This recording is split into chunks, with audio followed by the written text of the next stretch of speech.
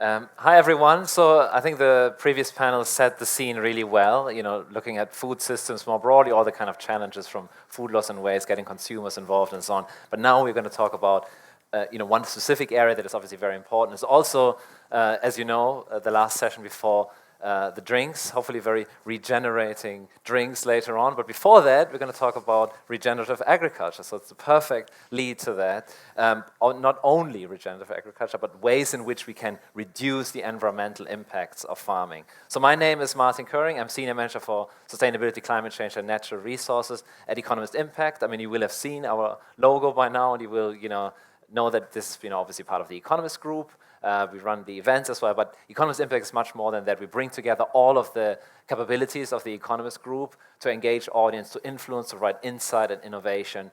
We have our website as well. Have a look at impact.economist.com/sustainability. All of our content is freely available. There's no paywall or anything. Food systems is one of the crucial areas of work that we do at Economist Impact. For example, we have our Food Sustainability Index, which ranks countries by how sustainable their food systems are, and regenerative agriculture and in general the environmental element of farming and food systems is a crucial part of that. Our Global Food Security Index as well looks at food security in particular, looking at affordability, availability, and so on, some of the key challenges. We've also done work on plant-based proteins and so on. So have a look at our sustainability project platform. We're actually reporting about all of the different sessions that we are covering at this event on our platform as well. So have a look there. Agriculture, and particularly sustainable agriculture and regenerative agriculture, is a key focus for us. And just building on the previous panel, as we know, global food system is such an important topic because it accounts for about 30% of global carbon emissions. 90% of biodiversity loss is caused by the activities that we know as the linear economy, and around 80% of that comes from the way we produce and consume food. So food systems and making food systems more sustainable is absolutely vital. We know that agriculture is also the largest industry in the world, employs more than 1 billion people, generating $1.3 trillion of food annually. It's such an important system to look at in terms of the frontiers of conservation, looking at tackling climate change, but also looking at biodiversity loss. But the biggest question is, how do we feed people without devouring the planet? So that's a key question we're going to ask the panel. So I'm very excited to have with me Morgane Yvergniaux. She's Global Head of Sustainable Terroirs at Pernod Ricard. So welcome. And you will already know Abdul Hakim Elwer by now. He was on the previous panel as well, Assistant Director General and Regional Representative for Near East and North Africa at the Food and Agriculture Organization of the UN. And then we have Dan Blaustein-Reito. He's Director of Food and Agriculture at the Breakthrough Institute. And last but not least, Andrew Beadle. He's Team Leader Global Sustainability Strategy at BASF Agricultural Solutions. So let's get started on this exciting topic. It's a topic that's very close to my heart as well, and obviously a very important topic to really look at how we can transform our food systems, and particularly around how can agriculture be managed sustainably to increase yield, but also reducing climate impact. And regenerative agriculture, as we know, could be one of those ways. So Morgane, obviously you lead Group Pernod Ricard's work on its kind of sustainable sourcing strategy, looking at natural ingredients. Regenerative agriculture, of course, is a core topic for you, looking at climate issues, but also biodiversity, as we mentioned, but also looking at inclusion of communities. So why has the time come now for really accelerating regenerative agriculture, and why now? Why now? Yes, thank you for having me, and it's a pleasure for me to share with you today the strategy regarding regenerative agriculture, because Pernod Ricard is a leading company in the wine and spirit sector, with more than 200 brands, and of course all of them rely on nature. All of them rely on well-functioning ecosystems.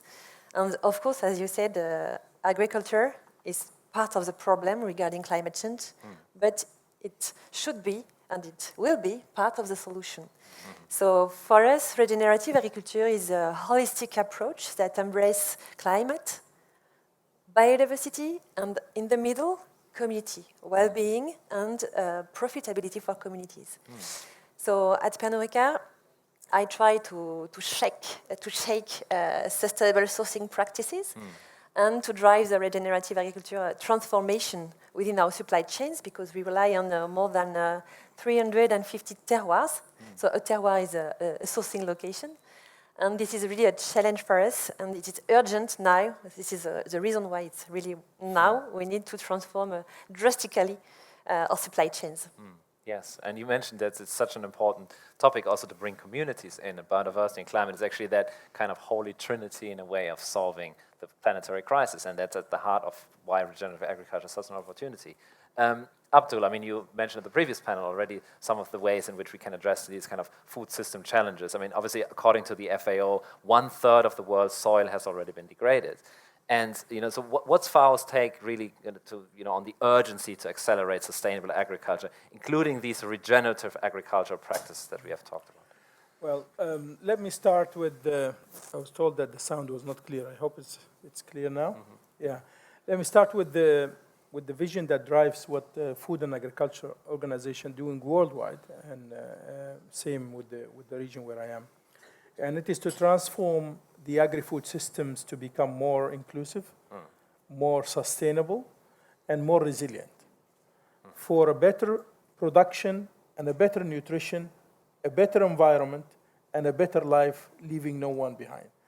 And in order to achieve all these goals, we have to aim to increase productivity in a sustainable manner. And we've seen that, people talking about sustainability, it must happen. Yes, it must happen, and it should happen. The question is that when do we want it to happen? Can we speed it up and make it happen soon without too much damage, or let it happen by itself and bear the consequences that will result when it is too late, because it will come sooner or later. Now, regenerating agriculture is important. I mentioned in the previous panel that we have a lot of inherited practices that cannot continue today in the agriculture. And so a new way of doing agriculture has to come out in a more sustainable manner to ensure that we still produce the same healthy food, but without destroying or deteriorating the resources that we have, especially the water and the land. We've seen in our region, which is one of the most or the scarce region in water supply in the world, the share of per capita of water in the MENA region is 1/10 of the average share of water worldwide. And that, of course, calls for a completely regenerative agriculture in order to see what the focus on which crops to produce when and where in order to avoid misuse of these natural resources. Yeah. So these are, I think, a bit of highlight of where we see that regenerative agriculture is important. I think the last part that Morgan has mentioned, agriculture sector is one of the seen as a sector responsible for about 30% of the total emissions, but also the highest victimized sector from climate change. And we've seen in our region, East Africa, especially the Horn of Africa, which is responsible for less than 0.1% of the total global emissions, they are the highest impacted area by climate change today because of the floods and drought cycles that they receive at different times that inherit all the livestock and the agricultural productivity. And as a result, we really need to think of that reduction of environmental impact. Agriculture is a bit tricky that it can, and we presented this at COP27 in Sharm el-Sheikh in Egypt last year, it can play both roles of mitigation as well as adaptation. So it can, in the agriculture, we can reduce those claimed 20 to 30% of the total emissions, but also there's a lot of adaptation where it can be the solution to reduce on the natural resources, increase the green cover in the forestry area and rangelands as well as so that they also play the carbon sink role as well. Yeah. So this is where I think the trend of the regenerative agriculture will be, is to play that dual role of adaptation and mitigation. Great points there, Abdul. I mean, often the conversation is so focused on decarbonization, and agriculture can be a carbon sink, and so which is all very important. But that adaptation role is often neglected. It's absolutely important to build that resilience into it. You mentioned the new way of looking at agriculture is absolutely important, and the speed, and regenerative agriculture can help to speed up that path towards sustainability. Then, I mean, the Breakthrough Institute, is a non-profit organization. You identify and promote technological solutions to environmental and human developed challenges. So what is your take on the balance between, the need to increase yield and the opportunity to increase yield, but also environmental sustainability? And to what extent is regenerative agriculture the way forward? So as Hakeem said, agriculture accounts for 30% or so of greenhouse gas emissions. But in addition, it accounts for about 50% or so of land use globally, and actually 70% or so here in the UK. And projections show that as food demand grows internationally, as population rises and as people grow richer, which is clearly a great thing, and purchase more food, more nutritious food, that the amount of land needed to meet that demand by 2050 would require converting about an area twice the size of India to farmland. That's with current trajectories, both for yields as well as for diets. And that has pretty gross implications. It would put about 30% or so species at danger of extinction. It would increase temperatures globally beyond 1.5 degrees, maybe 2 degrees, even if we cut emissions from all other sources. So minimizing that land footprint, I think, is absolutely central and absolutely key. So in a sense, I think that the most effective form of regenerative agriculture is no agriculture. It's leaving land unfarmed, it's leaving it unharmed. So minimizing that land use is absolutely key. There are many, many different ways of doing it. Dietary shifts are one. Reducing food waste is absolutely critical and can substantially reduce land use, but so too is increasing yields. Historically, increasing crop yields, livestock yields has spared enormous amounts of land, and moving forward, it's estimated that if we did not change yields at all, with yields at current levels today, we would need an area the size of, twice the size of Russia, so even larger, to be converted to farmland. So clearly, increasing yields is imperative, and I think it really needs to be considered a central part of regenerative agriculture, and hopefully a central part of all companies and investors' decision-making when it comes to sustainable ag. Yeah, it's a really great point, Dan. I mean, often we don't think about it that way. We often think regenerative agriculture assumes that we have to kind of somehow deal with reduced yields. But there is this amazing opportunity that there is actually increased yield as well. And you mentioned the way we use land is actually vital because, as we said, and in the previous panel said that as well, if 30 or more % of food is wasted, it's not necessarily about the lack of food, but it's important. Just to add to him, 85% of the water resources in our region, including that's coming from the main rivers in Iraq and Egypt, is used by agriculture. Yeah. So it's one of the serious. It's enormous. Andrew, I wanted to ask you as well. I mean, obviously, on behalf of BASF, you manage a global network of independent farms. So, in your experience, how can we increase agricultural yield while also reducing climate impact? Good question. I mean, first of all, we echo everything all the panelists have said. It is a major contributor to climate change agriculture, but it does have a huge potential to be a mitigator. I think the trick is that we shouldn't fall into the trap of always looking through a single lens. So we shouldn't just be looking at carbon. We shouldn't just be looking at biodiversity. We shouldn't just be looking at water. Agriculture is a living, breathing entity, and it's very, very closely interconnected, and if you change something on the left, it will have implications on the right.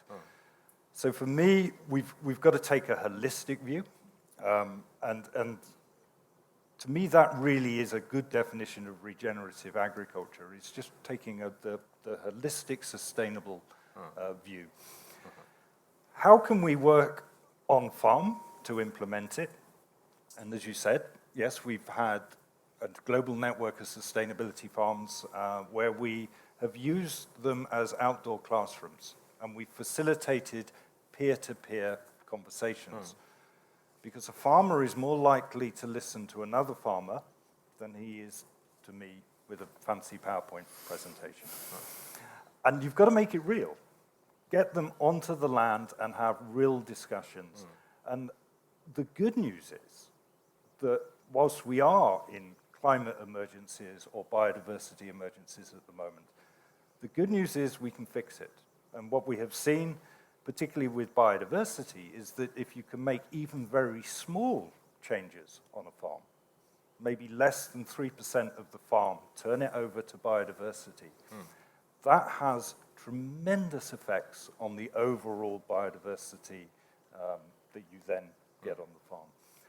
And as I say, how we can then get this implemented and traction with farmers, it's through discussion with farmers, it's through working with independent third parties that do the measurements, it's working with the policymakers and the decision makers and actually showing them at first hand what can be done, and what can be done on a small scale can very quickly be replicated on a large scale. Yeah. Great points there about scalability as well. And as you mentioned, small changes can have this catalytic effect as well. And you mentioned the importance of that kind of making it real, making it tangible. Yeah. That's why working with farmers is so crucial. Martin, if I may, we had a practice done by FAO globally called Farmer Field Schools, FFS. And it's exactly used the modality you just described, where we gather something around 30 to 50 farmers and assign an expert who talks to them and learn from them. And in most of the cases, the solution comes from there. You cannot import a solution from elsewhere to the farmers. They had their own tests. We had farmers for eradication of certain pests.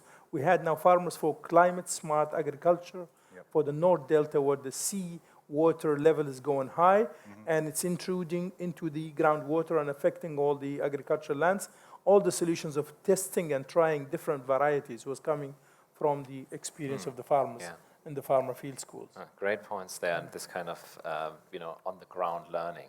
It's absolutely vital. I wanted to build on that in terms of the best practice that can be developed at the farm level. In terms of what you're seeing, Andrew. What are some of those best practices for sustainable agriculture that you have come across in terms of the kind of, it could be tools or techniques or even policies that can really pave the way for a more kind of regenerative system? There is no one silver bullet, and we have a saying in English, it's horses for courses. So as Abdul was saying, you've really got to get the local farmers together. They've got to co-create together, and where we can come in as BASF, but also working with academics and others, is to guide that co-creation process.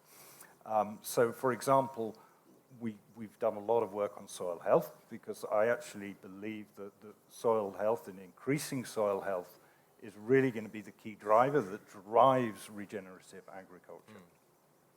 But what does soil health mean? A farmer will then say, is my soil healthy? I have no idea. So what we started working with, and it was a bit of a joke actually to start with, but trying to develop very simple techniques that a farmer could use. So we actually got some cotton underpants, and we gave them to farmers and said, go and bury them in the field, and then go back after 6 months and dig them up and see what's happened. And you'd be amazed that in different parts of the field, some of them are totally disintegrated, some of them were totally untouched, just a bit dirty. And then the farmer then comes back and says, well, what's going on? And then you can start talking about the soil microbiome, and the maybe where the soil, where what you've buried has completely disappeared. Maybe that microbiome is actually too active. Whereas where you've got untouched material, you say, well, there's obviously something wrong there. So that's number one.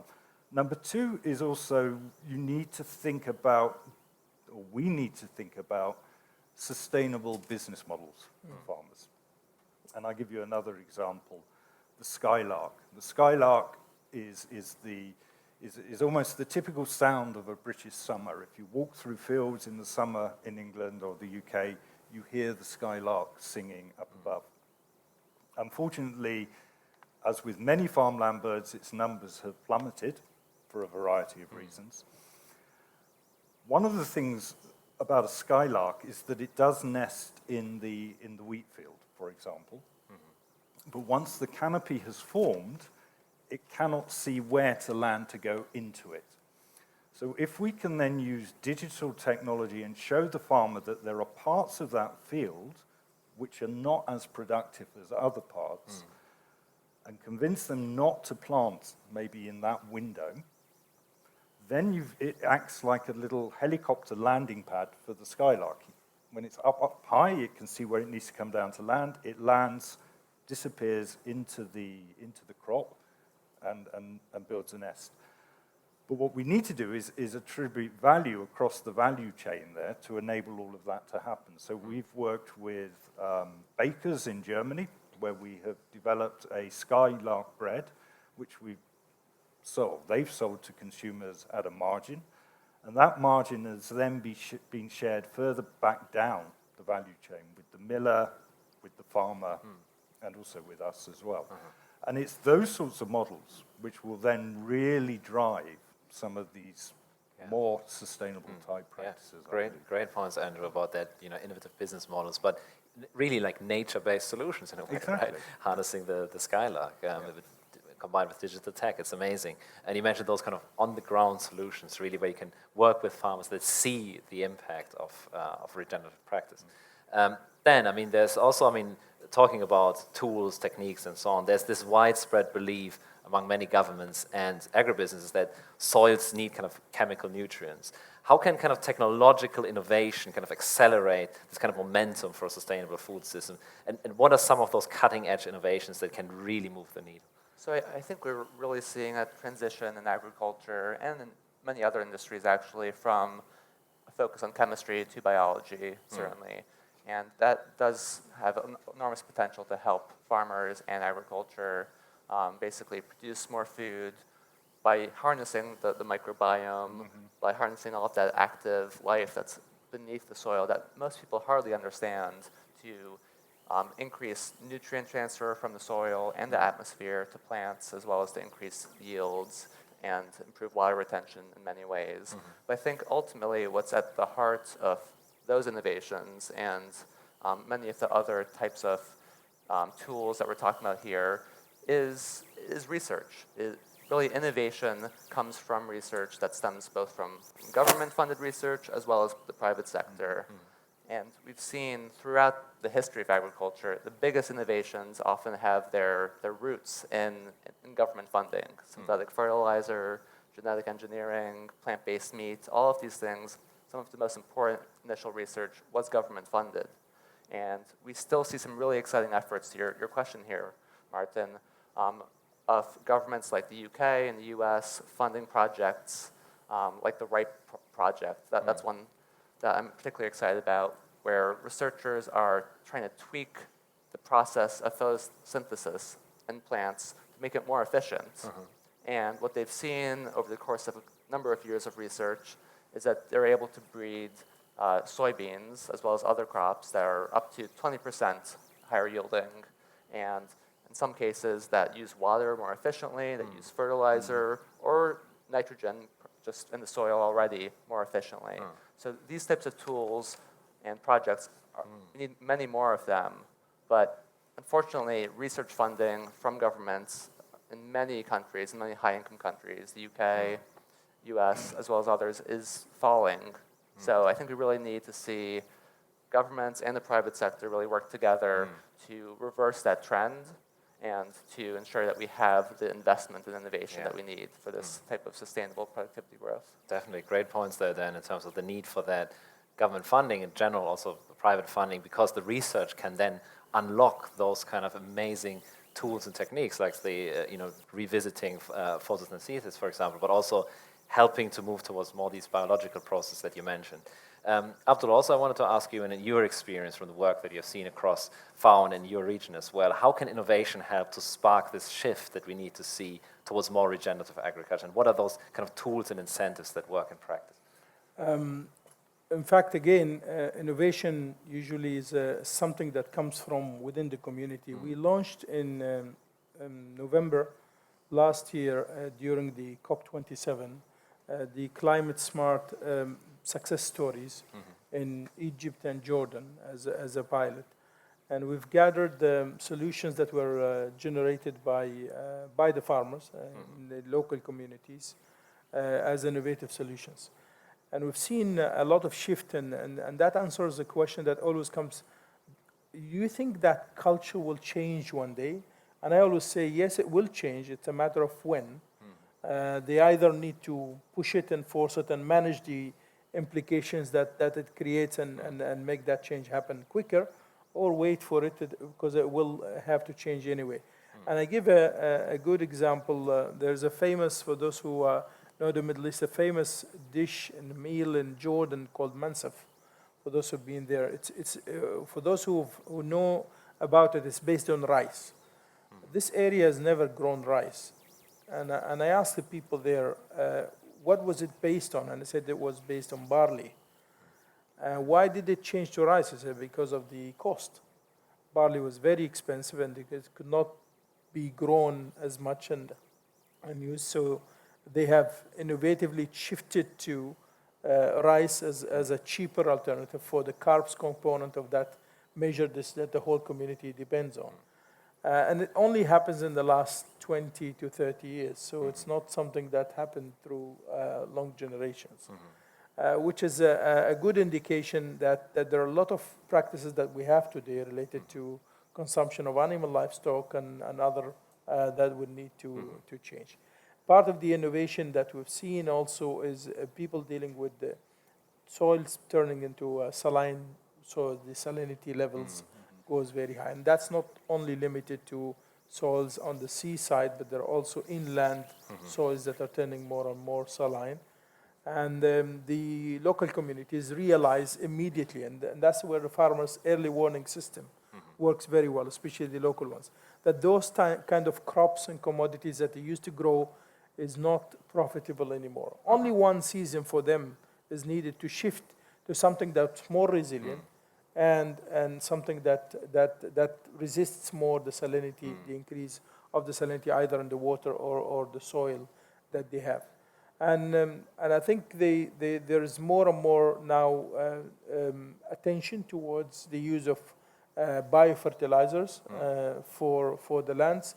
The farmers understand that the productivity and the yield may not be the same, but they manage also because there is a more and more technology that's available that would compensate for the yield and the productivity with still using biofertilizers. Great, yeah, so many innovations, as you said, biofertilizers, but also the early warning systems to, monitoring salinity, cultural shift that is needed, but can happen very quickly, as you mentioned. Maybe one example, just quickly. There is a famous pest that hits Egypt, Upper Egypt, mainly the one that produces most of the corn. It's called the fall armyworm.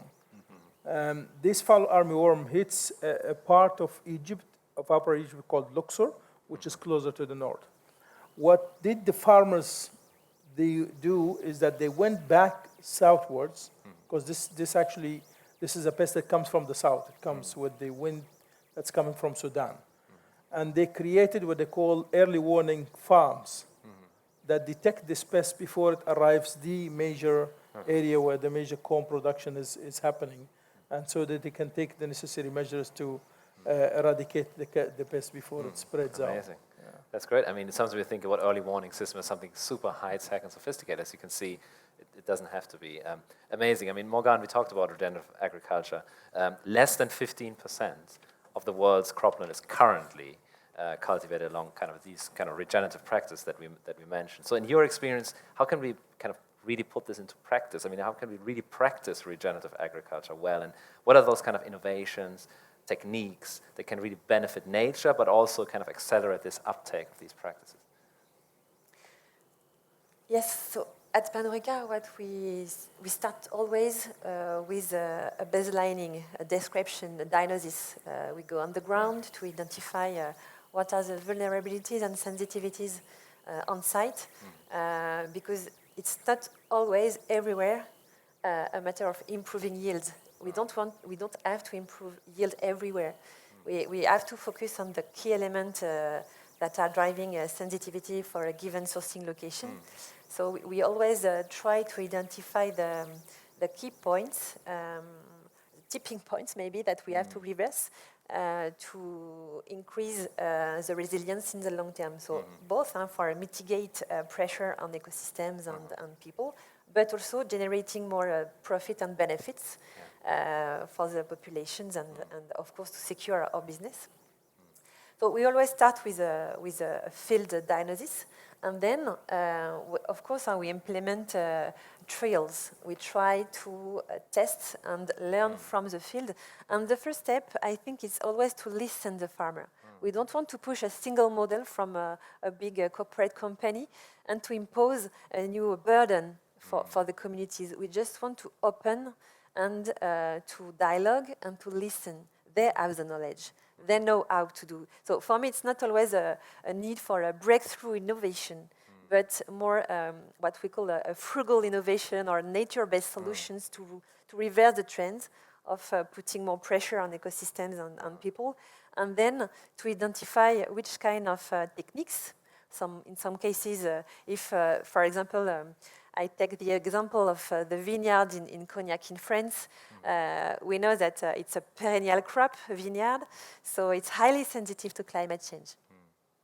And at the same time, in general, it's input intensive when it comes to chemical inputs. So with a lot of pollutions in ecosystem, watershed and so on. So the first step was to identify these vulnerabilities and to test techniques, to test new crop varieties, to test cover crops to protect and to support soil health. Because, of course, we observe in many locations soil erosion, so we have to think about how to reverse this trend and to improve the capacity of soils to store more water and to store more carbon and to host biodiversity as well, to improve the global system underground, but also above ground. So we consider as well agroforestry. We have a big demonstrator in Cognac around agroforestry, how we stop competing with nature by reestablishing co-benefits and natural balances. So with agroforestry and tree planting within the vineyard, we try to better understand natural cycles and attract what we call functional biodiversity. But it's a long-term journey for sure. And we have to be there with the wine growers to support the risk in the long term. And if I take another example in another country, in Mexico, in the region of Veracruz, where we source coffee beans for Calua, it's not a matter of agricultural techniques or practices, it's more about living conditions. We source from smallholder farmers. Some of them do not have access to fresh water, to educations. It's difficult for them to go to the city for minimum requirements. So we try to work on the well-being and the access for living condition, a minimum. And then it's a matter of prices and the mindset of fair trade. What we try to consider is a long-term contract to support them and to better understand their production costs, what are their main costs, and if, for example, fertilizers increase, as this is the case today, we try to pay in advance for fertilizers to support their living conditions and to avoid loans, really expensive loans, for example. And so we provide a long-term support, long-term commitment, and then we can talk about agroecological practices. We can talk about composting to switch from chemical fertilizer to organic fertilizers. We can talk about crop diversification to avoid deforestation, because it's a big driver of coffee is part of the main driver for deforestation. So, but in this location, the main key element it's really about living condition, living wages, and how it is a driver to reverse the whole system. Yeah, great point there about that social dimension, because that's another key component that is often, not focused on because we focus so much on decarbonization, even biodiversity, like, so important, but that social dimension.